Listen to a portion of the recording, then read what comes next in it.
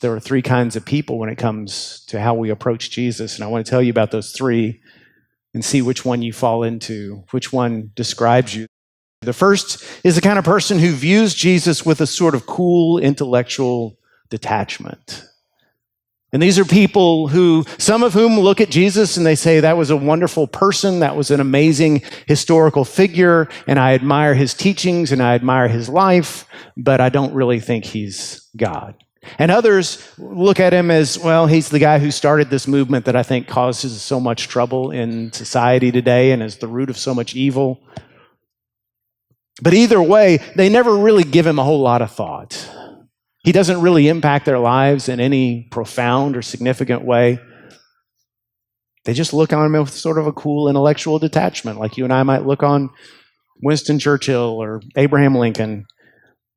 And the religious leaders in Jesus' time were sort of like this. They didn't hate Jesus, unlike what a lot of people think. They didn't really give him much thought. He was a mild irritant to them at best. Now, the Pharisees out in Galilee, they stalked Jesus from day one, and they were constantly harassing him and accusing him and giving him a hard time. But these were Sanhedrin. These were Sadducees for the most part. These were people who had power in Jerusalem.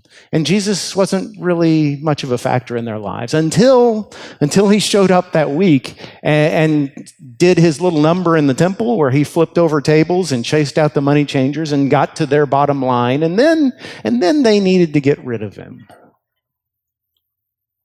I think a lot of people in this category would say, I don't have a problem with Christianity as long as you keep it to yourself. Believe whatever you want to believe, worship whoever you want to worship, just don't force him on me. And maybe you're like that. And if you are, I really want to thank you for coming today. I want you to know you're welcome here anytime. I want you to know that we're honored that you came just to be a part of this Easter service today. Don't want to call you out or make you feel awkward, but I do want to ask you, have you ever stopped and actually done the research and decided for yourself who he was? Not who you think he was or who you've heard he was or who you assume him to be, but have you ever actually stopped and asked yourself, okay, if this guy lived 2,000 years ago in some backward part of the world and yet we date everything to this day based on when he was born, it's 2026, what does that mean? Well, it's 2,026 years since Jesus of Nazareth was born.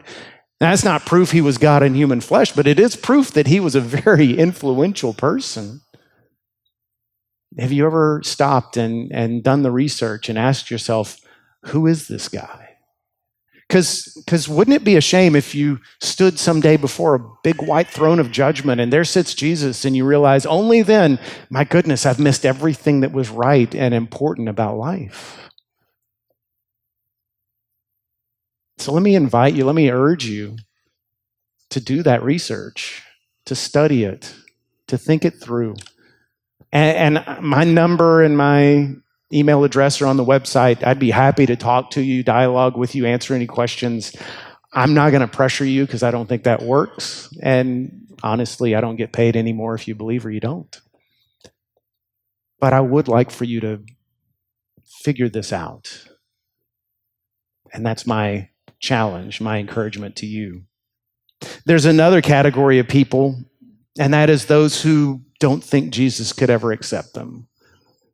These are people who believe everything the Bible says about Jesus, believe he was the Son of God, that he died for their sins, that he rose on the third day, but they just feel they don't measure up. That Jesus looks at them and says, yeah, if you would get your act together, maybe, but they just feel too much shame.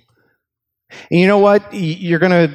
If you're one of those people, I want to appreciate for a minute the courage it takes just for you to come to church, because you feel, no doubt, that maybe somehow we're going to figure out who you are, that you've got some shame, some mark on you that sets you apart from the rest of us. And I want to assure you that's not the case. But I do want to say that we look at Judas in the story of the Gospels as the villain of the story, but I see him more as a tragic figure. I see Judas, after he did what he did, which frankly, he had his reasons, and I think we've all, in our own way, betrayed Christ through our own sin. what Judas did afterwards was run away. He couldn't face Jesus again. And he took his own life. And I think that's tragic, because if he would have waited, if he would have come to Jesus after the resurrection, I guarantee you he would have been accepted. He would have been forgiven. And think about the testimony Judas would have had as someone who said, yeah, I betrayed Christ, and he received me back. Similar to the testimony of the Apostle Paul, for instance. And you say, well, how do you know that, Jeff? How do you know he could have been forgiven? I know it because, well, let me point this out to you. Just before Judas left to betray Jesus, Jesus washed his feet. He washed the feet of all of his disciples, every single one. And today, that would be a little awkward if we pulled out the wash tubs and started washing each other's feet. Some of you were like, nah, it's okay, I'm out. But in that culture where everybody wore sandals and there were dirt roads, and it was an extremely thoughtful thing to do. And it was also a demeaning act. It was something that you would never do for your best buddy, right? You would say, no, you're on your own there, friend. Jesus does this for his disciples to show this is how far I will go for you. The Bible says he loved them to the end. He washed the feet of Judas, knowing that Judas had already made the decision to betray him. I guarantee you, if Judas had come to Jesus, Jesus would have said, welcome home. So if you're sitting there saying, if you really knew who I was, preacher, if you knew the kinds of things I'd done, you'd run me out of here right now. Just understand, everybody in this room, I promise you, everybody in this room has done and said things that they wish with all their heart they could go back and undo. And the only reason we're saved is because we ran to him. And you can too. And I hope you will today. And then there's that third category, and that's people like Peter. And that's people like many of us here who, our story is not, look how good I am. It's, look how good God is to sinners like me. It's because we realize there's actually no good people in heaven except one. There's just people who realize they're no good until they come to Christ. And that can be your story too, because we came running to him, because we threw ourselves over the side of the boat and got to him any way we could. That made all the difference in our lives. And by the way, that's not a one-time decision. That's not just something that happened one day at the end of a worship service. That's a lifestyle. Every day we go running to him, and every time we go running to him, we draw a little closer to him. We become a little more like him, and that's why our lives are never boring. And that's why there's joy every single day. So which one of those categories do you fit into? If you're one of those people who keeps Jesus at a distance, or if you're one of those people who believes in him but think, I don't measure up, I'm asking you to do a brave thing, and that is throw yourself over the side of that boat and come to him. You don't even have to swim. You just need to come to him.